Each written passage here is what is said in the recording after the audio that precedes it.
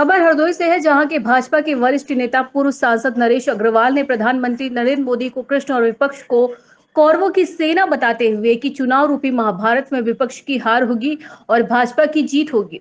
विपक्षियों के सत्ता में आने के मंसूबे पूरे नहीं होंगे। इंडी गठबंधन पार्टी नहीं बल्कि लुटेरों का एक समूह है, जो जेल जाने के डर से एक बैनर तले इकट्ठे हुए हैं। पूर्व सांसद श्री अग्रवाल शनिवार को यहां गांधी मैदान में हरदोई से भाजपा प्रत्याशी जयप्रकाश रावत के समर्थन में जनसभा को संबोधित कर रहे थे। तभी भाजपा नेता श्री अग्रवाल ने विपक्ष को आड़े हाथे लेते हुए कहा कि कांग्रेस कोई पार्टी नहीं बल्कि एक समूह है, जो सत्ता में आने के लिए छटपटा रहा है, जबकि मोदी जी पापियों का संहार करने के लिए आए हैं। श्री अग्रवाल ने खुद को आध्यात्मिक धारा से जोड़ते हुए कहा कि भगवान राम का निषाद केवल मल्ला सबरी ने साथ निभाया।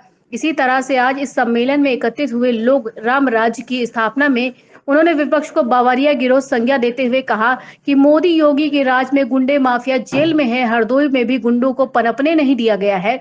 उन्होंने सभी से एकजुट होकर भाजपा प्रत्याशी जयप्रकाश को जिताने की अपील भी की और कहा कि सभी लोग चुनावी कोविड से सावधान रहे। इस चुनाव के जरिए देश को लूटने वाले परिवारवादियों से देश को बचाना है।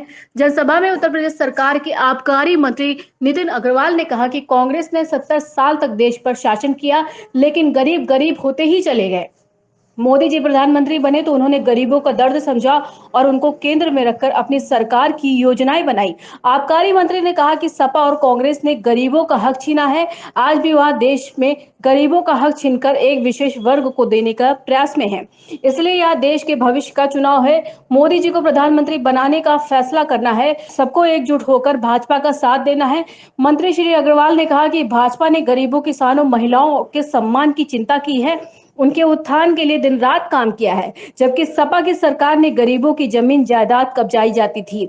उन्होंने कहा कि अयोध्या में भव्य राम मंदिर बन चुका है, काशी संवर चुकी है, अब मथुरा की बारी है। यह तभी संभव है जब मोदी जी तीसरी बार प्रधानमंत्री बनेंगे। उन्होंने क्षेत्रवासियों से अपील की कि भाजपा प्रत्याशी को ऐतिहासिक मतों से जिताकर मोदी जी को प्रधानमंत्री बनाएं। भाजपा प्रत्याशी जयप्रकाश रावत ने कहा कि 10 वर्ष के मोदी राज्य में देश की स्थिति बदल गई। अभूतपूर्व विकास कार्य हुए हैं। बिजली, सड़क, पानी की सुविधाएं गांव-गांव पहुंची है। महिलाओं को आत्मनिर्भर बनाने की दिशा में उल्लेखनीय कार्य हुए हैं। उन्होंने खुद के लिए समर्थन की अपील की। भाजपा के जिला अध्यक्ष अजीत सिंह बब्बन के सरकार की उपलब्धियों का बखान करते हुए कहा कि मोदी जी सत्ता को एक दायरे बाहर निकालकर उसमें सर्व समाज की भागीदारी सुनिश्चित की जाती है। उन्होंने सरकार की योजनाओं को समाज के अंतिम पायदान तक पहुंचाया है।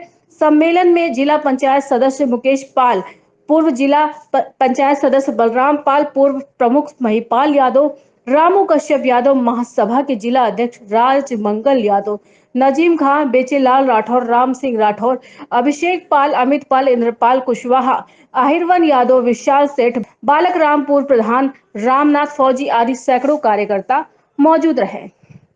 हरदोई से ब्यूरो चीफ ललित पांडे की रिपोर्ट।